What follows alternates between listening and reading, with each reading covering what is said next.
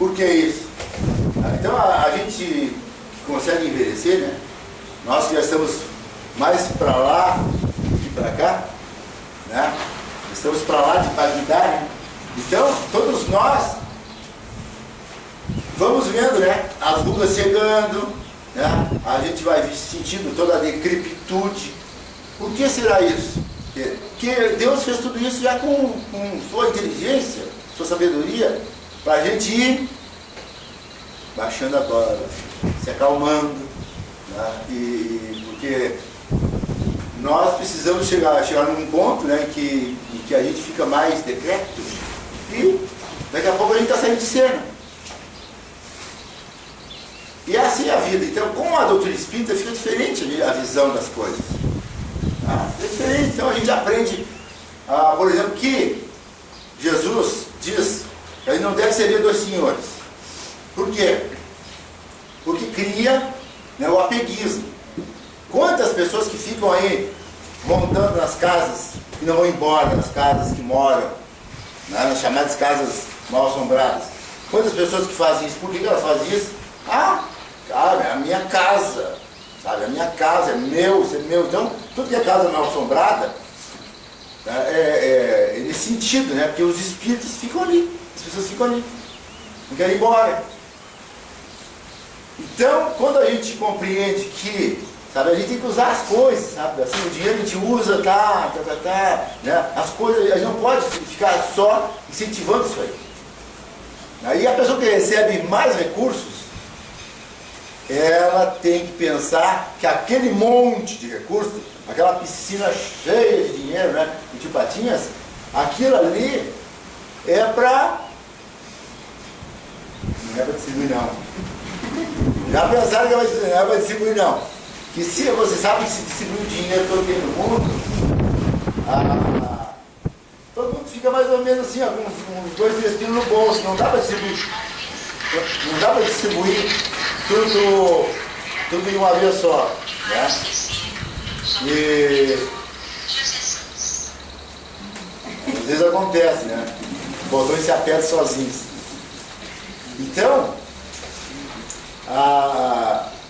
quando nós estamos de posse de riquezas, e essa riqueza toda, não pode dizer assim, algumas pessoas são mais inteligentes para ganhar dinheiro do que outras. Tá? E também são mais econômicas, mais equilibradas no gastar. Quantos já ganharam aí em prêmios de loteria, de Mega Sena, que já não tem mais nada? Quantos jogadores de futebol, que é o exemplo mais triste que tem, né? Que ganham muito dinheiro, ganham dinheiro demais, que botam tudo fora. Inclusive o nosso atual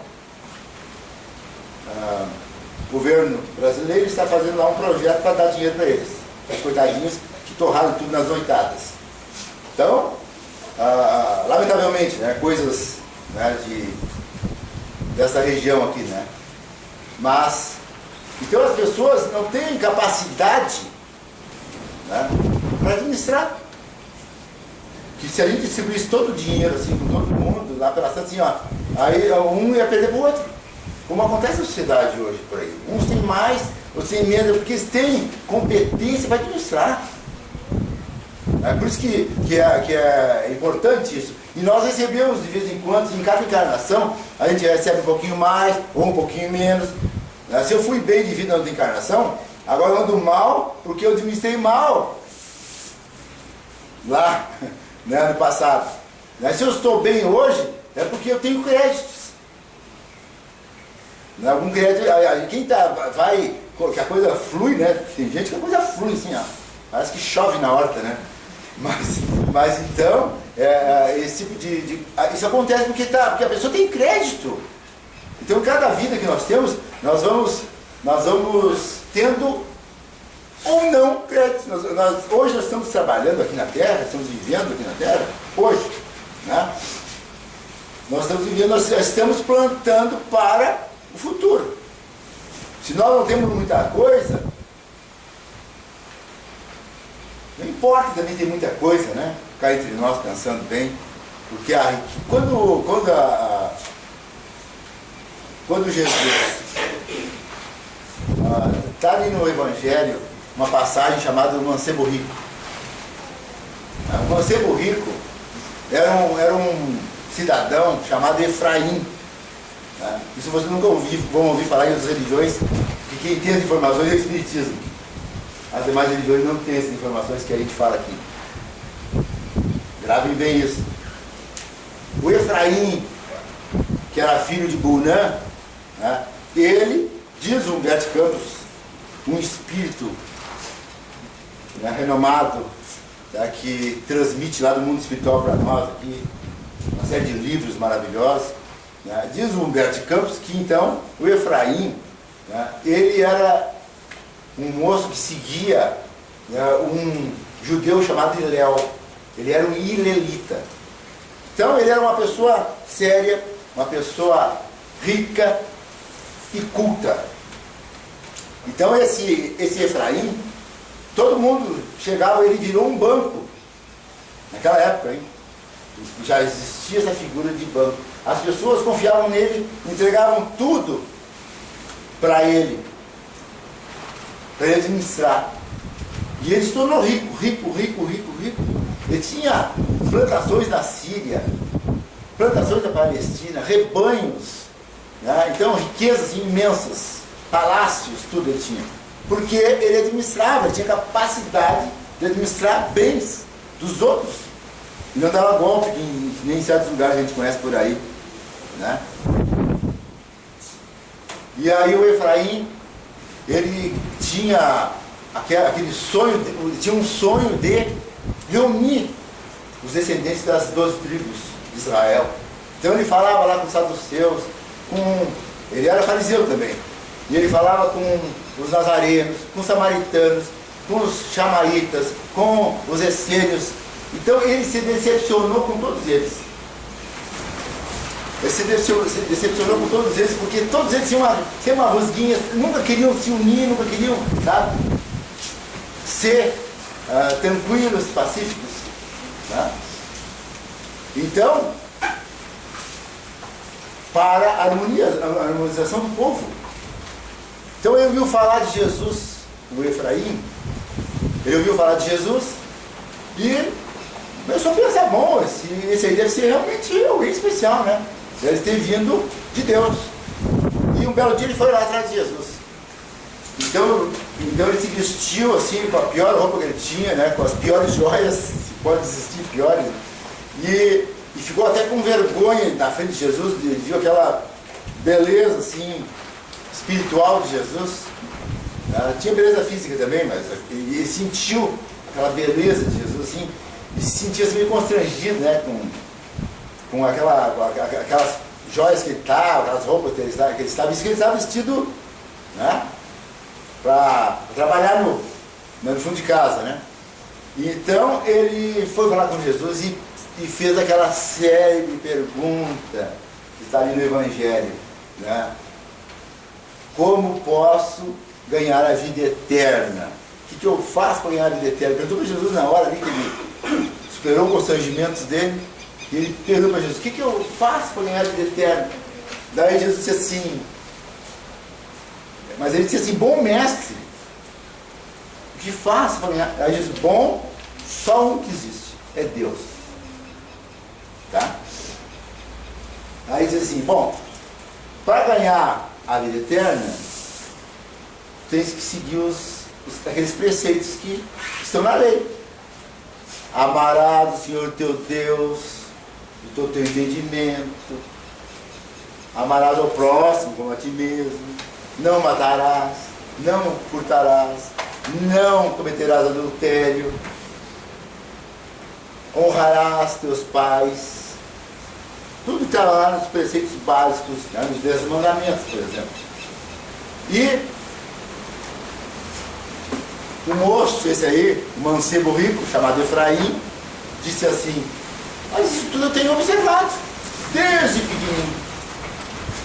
Desde pequenininho eu tenho observado isso tudo. O que é que ainda me falta? Daí Jesus disse assim: olhou para ele assim, aquele olhar clínico, né? Raio-X, mais forte que do Superman. Olhou assim para ele e disse assim: algo ainda te falta. Algo ainda te falta. Mas o que me falta? Daí ele disse assim: se queres ganhar a vida eterna, ou ir para o céu, né? Vai e vende tudo que tu tens, distribui para os pobres e vem e me segue. Pra quê? Aí o Efraim baixou a crista total, assim, né? Baixou e foi saindo de fininho, foi indo embora, porque ele se lembrou que ele era riquíssimo. Então, imagine, aí Jesus disse aquela outra célebre frase: é mais fácil uma corda feita com o pelo de camelo, é o camelo, é a corda feita com o pelo de camelo, passar por um buraco de uma agulha, né? Passar por um buraco de uma agulha, do que um rico entrar no reino dos céus.